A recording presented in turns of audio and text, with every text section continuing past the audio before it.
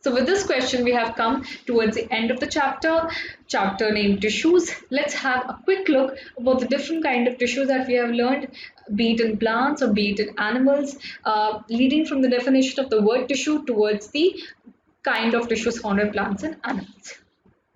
So tissue is a group of cells similar in structure and function.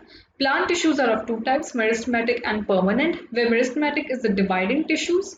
Okay, it divides, it is present in those areas of the plants where some growth happens. Okay, that area is the apex. So we have the apical meristem tissue. It has the also lateral meristem because it helps in the girth-wise growth. And then you have the intercalary meristematic tissue that are present at the base of the leaves or base of the twigs that we also call nodes. So they are present in the growing regions of the plant, whereas permanent tissues are derived from meristematic tissue and they have lost the ability to divide. After that, they they either form simple permanent tissue and complex permanent tissue owing to the different function that they take up. In simple permanent tissue, we have parenchyma, we have collenchyma, and we have sclerenchyma. In complex permanent tissues, we have the xylem and the phloem, which together form the vascular bundle. Parenchyma, chlorenchyma, sclerenchyma are three types of simple tissues, whereas xylem and phloem are types of complex tissues. Animal tissues can either be epithelial, connective, muscular, and nervous. Depending upon the shape and function, epithelial tissue, that is the outermost covering layer, they are either the squamous epithelium, the simple sheet-like simple squamous epithelium, or they may be cuboidal in shape, so the cuboidal epithelial cells, or they may be columnar, and these columnar may also be ciliated. They may have small hair-like structures, cilia, which helps in the absorption and secretion of substances. Hence, ciliated epithelial cells, or these cuboidal epithelial cells, they may also fold inwards. If you may remember that point, they may fold inwards and may they perform the function of some secretion. And since since they'll secrete, so we will call them glandular in nature. So these form the glandular or the cuboidal epithelial cells. The different types of connective tissues in our body: areolar tissue, adipose tissue, bone, tendon, ligament, cartilage, blood. All those types of tissues, these are connective in nature because they are connecting, they are helping, in the various transportation of all the, nutrients, waste, foods in our body. Also for the repair and damage and for the connection, for the simple function of connection from one part to the other. Striated, unstriated, and cardiac are the three types of muscle tissues. Cardiac is involuntary, then there is striated, the banded muscle, and there is unstriated. Nervous tissue is made up of neurons that receive and conduct impulses, the nerve impulses.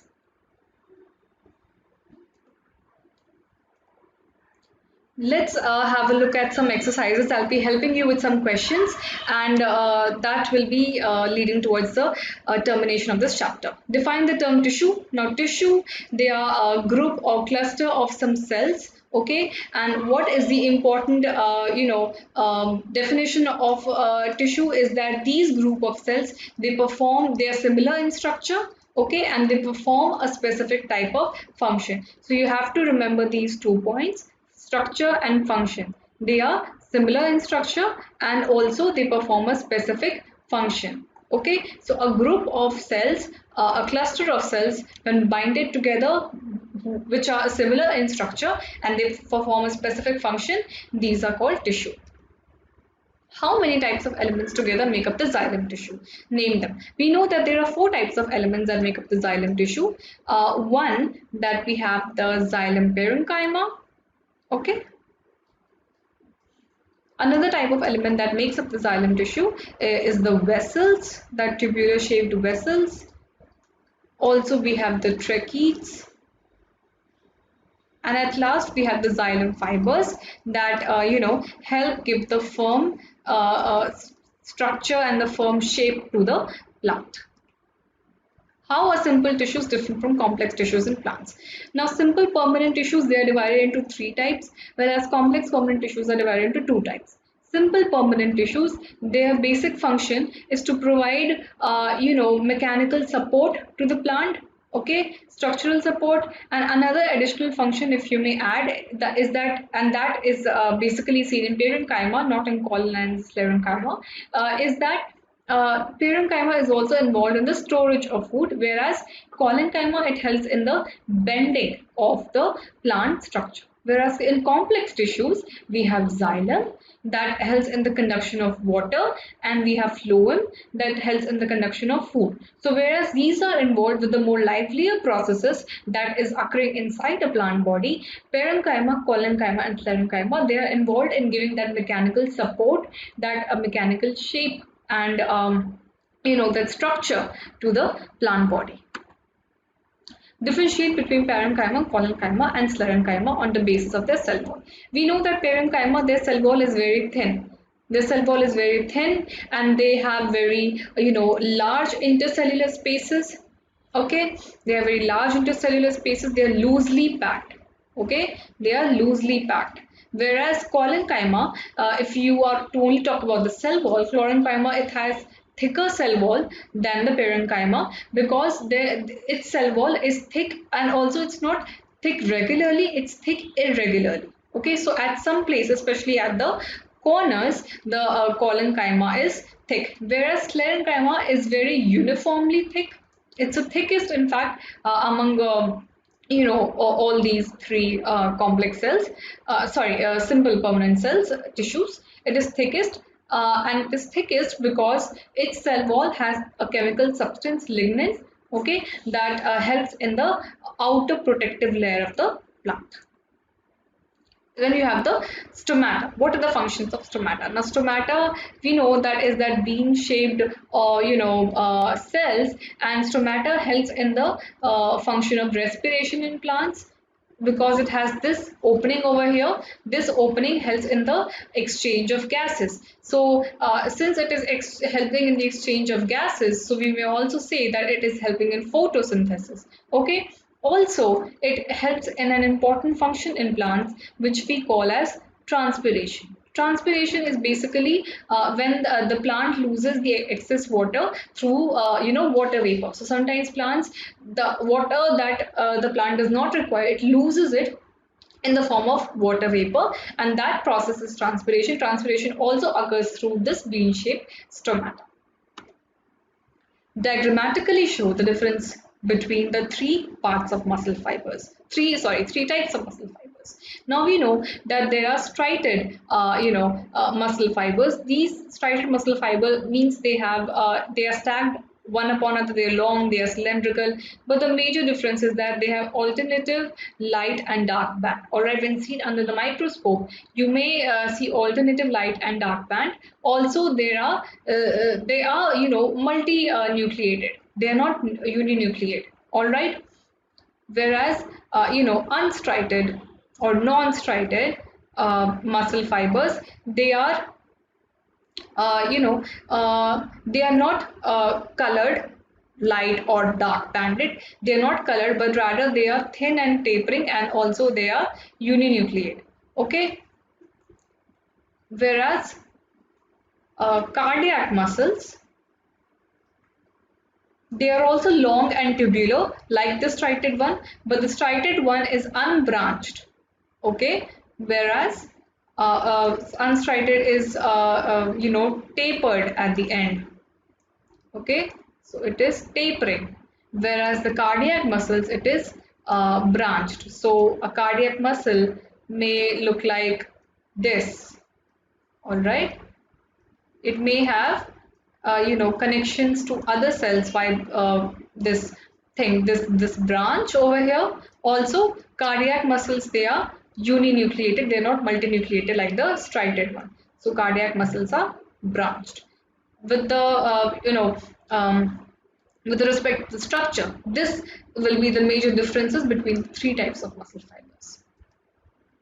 What is the specific function of the cardiac muscle? We know that cardiac muscle is involuntary in nature, okay, because we do not have to provide and exert or an extra force in order for that to contract and relax. the second point which I've just said is that the contraction plus the relaxation that happens throughout life, because it is enabling the heart to pump blood. Okay, so there is contraction, relaxation, there is this involuntary nature of the cardiac muscle. What else? Cardiac muscle, they surround the heart. Okay, they are basically equipped with the function of the protection of the heart, the to enable the smooth functioning of the heart. Okay, so these could be the specific functions of the cardiac muscles. Differentiate between striated, unstriated, and cardiac muscles on the basis of the structure, site, location in the body. So, in the last to last slide, I have just shown you the structure. All right. So, you may follow this structure. Okay, if you want to know the structural difference, that striated is unbranched, light and dark bands, alternate light and dark bands, multinucleated. Unstriated is tapering. Okay, cardiac muscles, they are branched and they are uninucleated. Okay, the other differences based on the site and location is that striated muscles, they are since they help in the movement of the body, so they are found at the muscle to bone connection. All right, and whereas unstriated muscles, they are found at the, you can say, the lining of the stomach. Okay, because at that area some involuntary action is happening. There are some muscles present in the lining of stomach or other lining of the other internal organs where some function is happening, all right, which we are not in charge of, that is happening on its own. All right, so whereas voluntary striated muscles, they are voluntary in nature, unstriated muscle, they are involuntary in nature.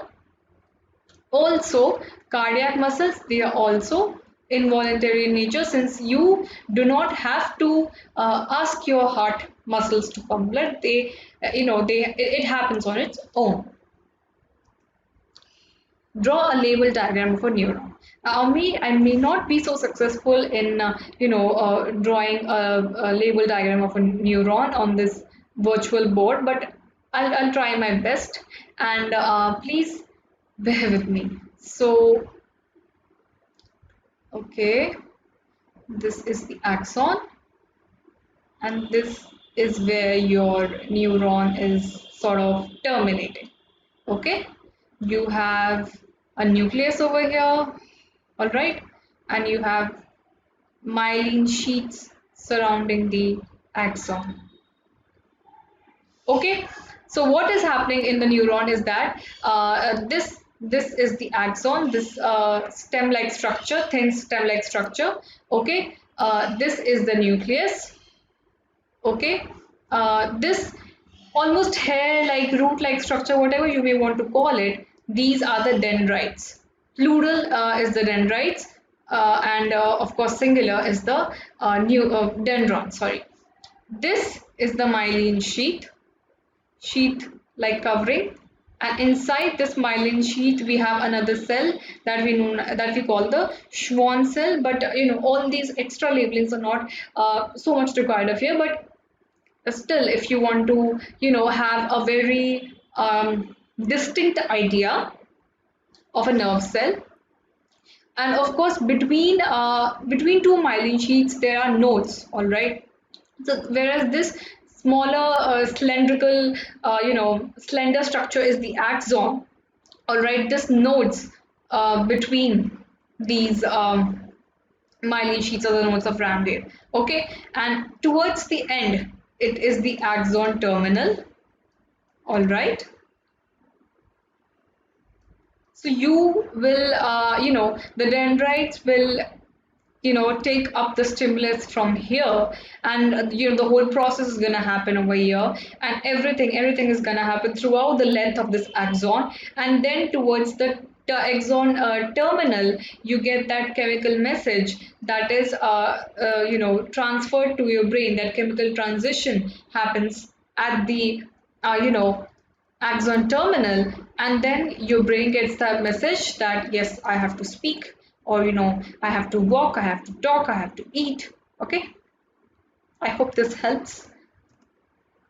Name the following tissue that forms the inner lining of a mouth. Now we know that squamous epithelium, especially the simple squamous epithelium. These are small, sheath-like structure, small sheet-like structure, and they form the outer lining of most of our organs, and especially the inner lining of a mouth and the esophagus. Tissue that connects muscle to bones is the tendons. Bone to bone is the ligament. This is a confusing one, but please try to remember muscle to bone is the tendon and bone to bone is the ligament. Tissue that transports food in plants is the phloem, that complex permanent tissue. Tissue that stores fat in our body is the adipose tissue. Okay, adipose tissue. Remember the structure, that nucleus is pushed towards the corner so that most of the part of the cell is, suppose that this is the covering, outer covering. Here is the nucleus, and most part of the cell is equipped to store fat. Okay, connective tissue with the fluid matrix, that is blood, because the fluid present in the fluid matrix of the blood, it helps in the easy transportation and easy exchange of gases, hormones, food, waste particles, etc. Tissue present in the brain, that is the nervous tissue, where you have the nerve cells that I attempted to draw in the previous slide. Nervous tissue. Identify the type of tissue in the following skin. We have the squamous epithelium cells. Okay, squamous epithelium cells. In the bark of tree, the bark of the tree, we have the epidermal cells, right? Epidermal cells of the trees that help in the protection of the tree, or the exchange of not the exchange of particles, but basically the protection of the tree, and so that there is no loss of extra water. All right. Bone, you have the connective tissue, right? Bone, you have the connective tissue, where you even have some connective muscles surrounding it. Okay, lining of kidney tubule, if you may remember, it is a kind of epithelium cell. Lining of kidney tubule is the cuboidal epithelium cells. Okay, cuboidal epithelium. And vascular bundle, if you may remember, xyla and phloem, they form the vascular bundle. Okay, so the kind of tissue that is present in the vascular bundle would be the complex permanent tissue. Okay, so these are the types of tissues that are found in skin, bark of tree, bone, lining of kidney tubule, and vascular bundle.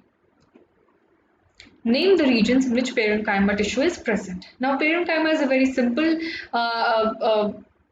kind of permanent tissue. All right, it stores food, it is loosely packed, so yes, it does provide structure and support, and it also stores food. So it is found in very easy and soft places like the leaves or the flowers or even the stems. All right, not near the apex. Always remember, not near the apex, because that is where the apical meristem is, or not near the base of the leaf, because that is where the intercalary meristem is. But at the other places surrounding the leaf, in the flower, say, or say in the stems and midway, we have the parenchymatic tissue. What is the role of epidermis in plant? Epidermal layer, if you may remember, it is the barrier of plant. It helps in the protection. It helps in the protection since it's a barrier. All right. Also, it prevents the unnecessary loss of water. Okay, this is the role of epidermis in plants. The next question, that is, how does the cork act as a protective tissue? So cork is basically that deadened sort of